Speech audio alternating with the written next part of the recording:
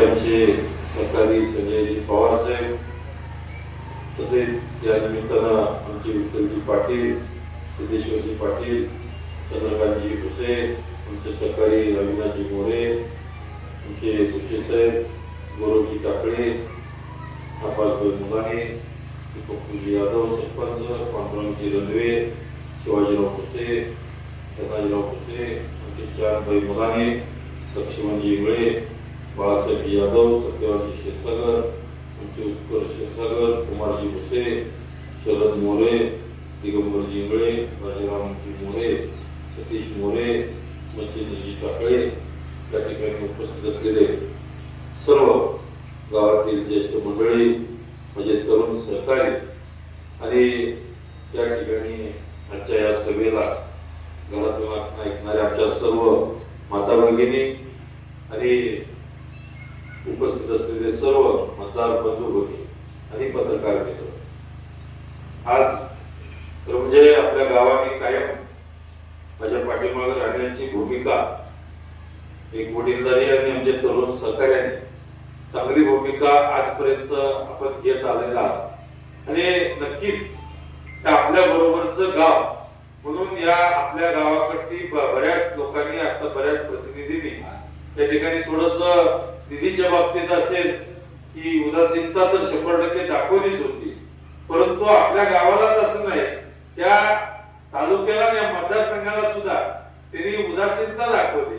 म्हणजे आपल्या गावाला ठीक आहे, आपल्या पाठी मागचं गाव आहे म्हणून दिलं नाही असं नाही, पण तालुक्याला सुद्धा त्यांनी कुठल्याही पद्धतीचं आपले फक्त मत घेण्याचं काम केलं, परंतु आपल्या हातात पदरात काही न पडता त्या ठिकाणी आपल्याला सुद्धा निराशा देण्याचं सुद्धा काम या ठिकाणी विरोधकाकडून आतापर्यंत झालेलं आहे.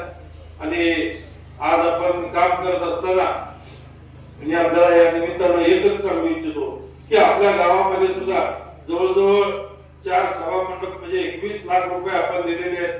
25-15 योजनेतून सुद्धा 7 रस्ते म्हणजे 48 लाख रुपये, हे सुद्धा मला वाटते सगळ्यात जास्त, कारण 25-15चा निधी हा अत्यंत कमी येतो, तरी सुद्धा आपल्या गावाला 48 लाख रुपये या निमित्तानं दिलेले आहेत.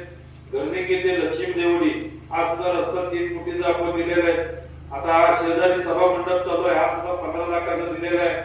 तसेच जनसुविधेतून सुद्धा 20 लाख रुपये आपण या निमित्तानं दिलेले आहेत. घरनिकी ते अकोला हा सुद्धा रस्ता आपण 6 कोटीचा दिलेला आहे. आज या बाबतीत जर बघितलं आतापर्यंत आपल्या गावाला मला वाटतं किती 4 का 5 टीपी 4 टीपी आपण आतापर्यंत दिलेला आहे. असे अनेक कामं करत असताना आता आमच्या पाटलांनी सांगितलं की खोलवाडीचा रस्ता आहे, खोलवाडीच्या रस्त्याची सुद्धा मागणी या ठिकाणी आग्रही आहे. 100% पाटू काळजी करू नका, खोलवाडीचा रस्ता आपणच करायचा आहे. आणि तिथे अजून एक मागणी आहे की तिथे अंगणवाडीची एक मागणी आहे, त्या इमारतीची मागणी आहे, ती सुद्धा आपल्याला लवकरात लवकर पूर्ण करून अंगणवाडीची मागणी सुद्धा म्हणजे तिथली अंगणवाडीच्या इमारती बरोबर आहे का ती सुद्धा आपल्याला दिल्या का मंजूर केल्या का अंगणवाडीची यादीत नसतं तरी मी ठीक आहे. दोन्ही कोलवाडी आणि अंगणवाडी हे सुद्धा आपण त्या निमित्तानं 100% तिथली काम राहिलं असेल ते पूर्ण करू. कामाच्या बाबतीत तुम्ही कुठलीही इतकीच सुद्धा उत्कर्ष काळजी करायचं कारण नाही. तुम्ही बोट दाखवायचं आणि मी काम द्यायचं एवढंच या ठिकाणी आपलं नातं आहे. त्यामुळं मागणी करावी किंवा जसं उत्कर्ष भाषणातून म्हणला की आम्ही आता काय इलेक्शन पुढे मागत नाही, मागायचं नाही. तुम्ही काय इलेक्शन काय इलेक्शन आलं मागायचं आपलं नातं नाही. तुम्ही इलेक्शन होऊ नाही हो ही काम करायचं आहे. या तालुक्याच्या राजकारणाचा आपल्याला गाडा सगळा ओढायचा आहे. तर म्हणजे मी इलेक्शनला उभारल्यानंतर आमचा आता बाबू नाही, तर म्हणजे जी काय गरज पडली एकटाच सगळं आकडा ते देतं आणि बाकी सगळे गावाच्या बाहेर पडतील प्रचाराला. ही अशी परिस्थिती बरोबर अशीच होती ना. आज एकटा गडी नसल्यामुळे तुम्ही सगळी गावात अडकून पडलाय. की जर अडकून न पडता तुम्ही सगळ्यांना त्या ठिकाणी आपल्या गावात आपले आपले घर आणि आपल्या शेजारचे नीट करून आपण सुद्धा इतर गावात आपले पै पाहुणे असतील किंवा इतर सगळ्या गोष्टी इतर व्यावहारिक बाबतीत संबंध असतील त्या सगळ्यांशी आपण चर्चा करून आपल्या बाबतीतलं आणि आपण केलेली विकास कामं सुद्धा त्या ठिकाणी आपण लोकांच्या पर्यंत सांगितली पाहिजेत. विरोधक सुद्धा या आपल्या विकास कामाच्या बाबतीत हेही मान्य करतात की तालुक्यामध्ये किंवा या मतदारसंघामध्ये म्हणजे आपल्या एवढा निधी त्यांनी कधी आणलाय नाही, त्यांनी कधी बघितलं नाही. त्यामुळं त्यांचा या निधीवर विश्वास बसत नाही की परत म्हणणार आहे कुठं विकास कुठं कामं केले. अरे बाबा होय सगळं खरं 5,000 कोटी रुपये आपण या मतदारसंघात आणलेले तरी सुद्धा म्हणजे एवढ्या वर्षांचा बॅकलॉग आहे.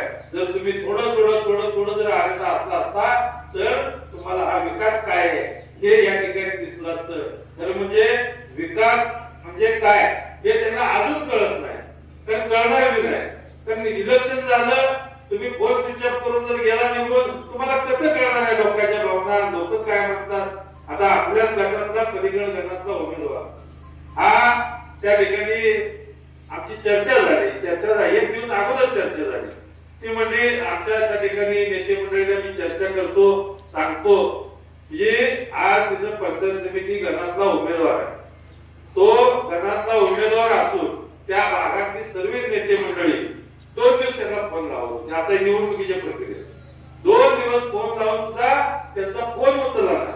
त्या उमेदवाराचाही उचलला नाही आणि त्या नेते मंडळीचाही उचलला नाही. त्यामुळं दुसऱ्या दिवशी म्हणजे आदल्या दिवशी चर्चा चालू झालेली, दुसऱ्या दिवशी संध्याकाळपर्यंत ही चर्चा होती आणि चर्चा होती म्हणजे आम्ही उमेदवार आहे, आमचा जर फोन उचलत नसत, आमचा फोन जर घेत नसत तर आम्ही याच्या मागे लागून करायचं काय म्हणून वैतागाने येऊन आम्हाला त्यांनी पाठिंबा दिला आणि पाठिंबा दिल्यानंतर मग ही सगळी जाऊन घरात बसते. त्यांनी सांगितलं हा उमेदवार आहे, इथे सगळी नेते मंडळी आहेत, यांचा जर तुम्ही आता इलेक्शनच्या काळात फोन उचलत नाही तर आमच्या अडचणीच्या काळामध्ये तुम्ही काय आम्हाला मदत करणार आहे. अशी परिस्थिती या पुढच्यांची. त्यामुळं विरोधकाचं आता हे बाकीचं बघतोय आपण, बाकीचे आता आपण सांगितलं समोरच्या विरोधकांकडे सुद्धा तिथे येऊन अपप्रचार करत बसणार, कारण अपप्रचार करायला झाल्यावर त्यांचा खूप अपप्रचार करणार. परंतु आपली ती संस्कृती नाही. परंतु तुम्ही जर आमच्या अंगावर यायला लागला तर आम्ही शिंगावर घ्यायला काही कमी करणार नाही. एवढं या निमित्तानं विरोधकाला सुद्धा आपण सगळ्यांनी ठणकावून सांगितलं पाहिजे. एवढं या निमित्तानं सांगतो. आणि आज आपण काम करत असताना या तालुक्यातली आपल्या गावातली अनेक समस्या होत्या, पण अनेक समस्या असताना आपण मागे निवडून दिले, त्यांना निवडून दिलंय, मंत्री केलंय, सगळे उच्च पदावर गेले, परंतु आपल्या तालुक्याला आपल्या गावाला मिळालं काय हे आपण तपासलं पाहिजे.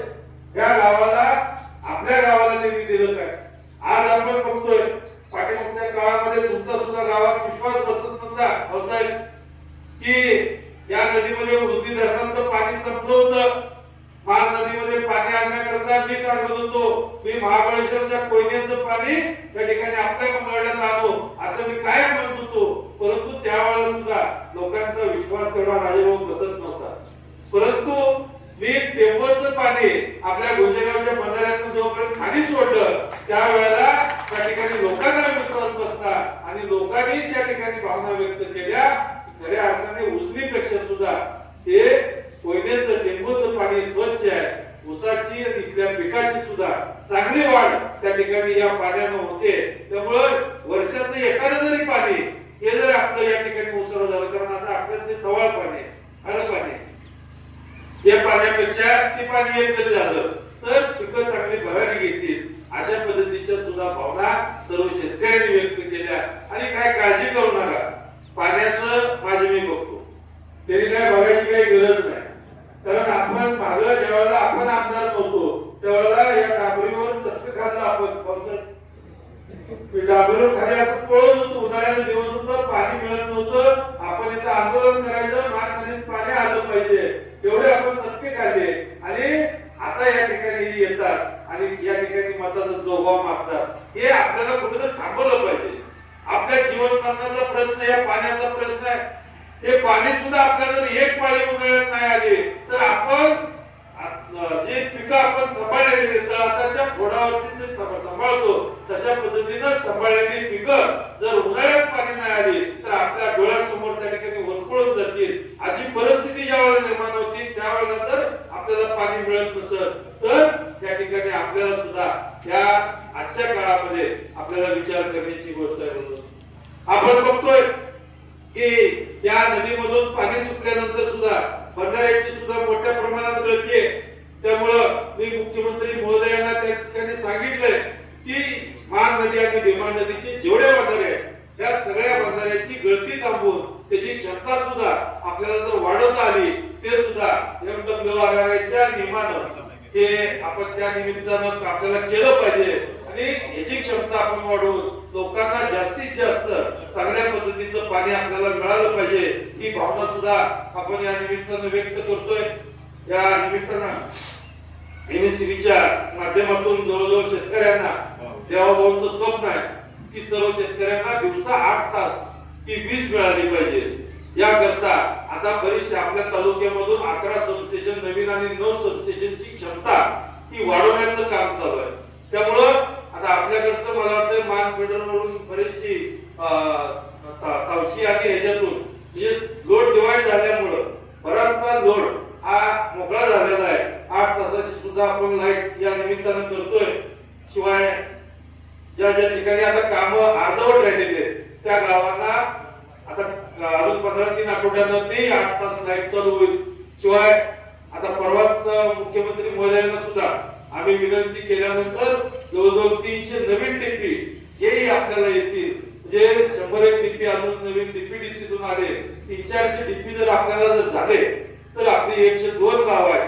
102 गावामध्ये प्रत्येक गावाला 2-3-4 असं गाव मोठं बारकं बघून जर आपण दिले तर नक्कीच डीपीची सुद्धा समस्या भविष्य काळात आपल्याला येणार नाही. आणि आता आपल्याला सोलरच्या बाबतीत जे शेतकऱ्यांना नवीन वीज कनेक्शन आता सध्या मिळत नाही. कारण नवीन नियमानुसार आपण शेतकऱ्यांनी सोलर पंप आपण घेतले पाहिजे असं कंपल्सरी आता सध्या चालू आहे. आणि शेतकऱ्याला सोलरच्या बाबतीतल्या ज्या संकल्पना कल्पना ज्या काय आहेत त्या काही कल्पना आपण भावना व्यक्त करताना बरेच शेतकरी माझ्याजवळ या ठिकाणी सांगतात त्याला बरेचसे अडथळे निर्माण झालेले आहेत.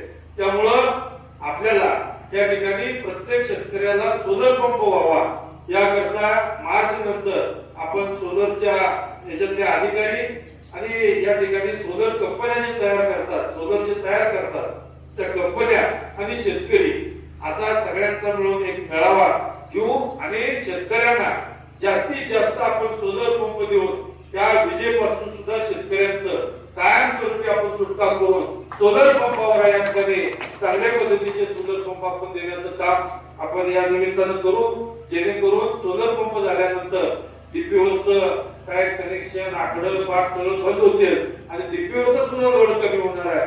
त्यामुळं डीपी व्यवस्थित चालतील. जे विजेचे कनेक्शन आहे ते सुद्धा उच्च दाबानं त्या ठिकाणी चांगल्या त्यांना वीज मिळणार आहे. चांगली वीज मिळत सोलरवाल्यांना सुद्धा एक चांगली वीज मिळत अशा पद्धतीने जर झालं तर नक्की शेतकऱ्यांना सुद्धा आपल्याला चांगल्या पद्धतीची वीज मिळेल आणि शेतकऱ्यांना सुद्धा भावना आणि त्याच्या चेहऱ्यावरचा आनंद सुद्धा एक चांगल्या पद्धतीनं आपल्याला दिसेल. शिवाय